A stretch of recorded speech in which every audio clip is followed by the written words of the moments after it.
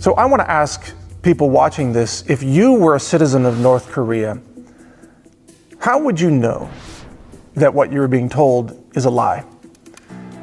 And the answer is, most of us wouldn't, because that's the way they act today. They believe everything they see on CNN.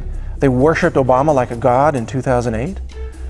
And they've never had any kind of real clarity on really who they are or the bigger picture, the worldview of what's actually going on and their role in it. They're not critical thinkers. They fail to see that what's happening in America today is a reflection of the kind of totalitarian propaganda police state that also exists in North Korea.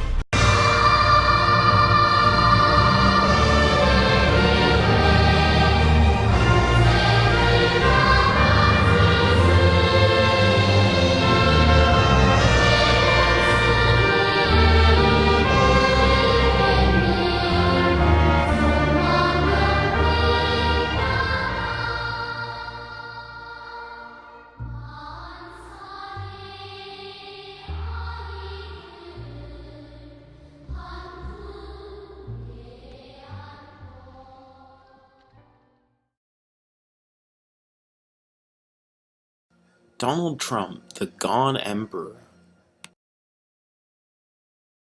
An attack on Canada with more than 200 trade violations a week, and the steady engagement of the dismantling of our state, as well as the state of the United States and other states around the world, seems to be an objective of the Donald. As the United States pursues domestic reforms to unleash jobs and growth, we are also working to reform the international trading system so that it promotes broadly shared prosperity and rewards to those who play by the rules. We cannot have free and open trade if some countries exploit the system at the expense of others. We support free trade, but it needs to be fair and it needs to be reciprocal, because in the end, unfair trade undermines us all. The United States will no longer turn a blind eye to unfair economic practices, including massive intellectual property theft, industrial subsidies, and pervasive state-led economic planning. This exact sentiment has led Donald Trump to tariff things like the Canadian lumber industry and the Canadian beef industry, which are very heavily state-planned, reliant on foreign intellectual property that we've independently researched. Now that Donald Trump is in office, it really throws a wrench into the gearing system of the world economy.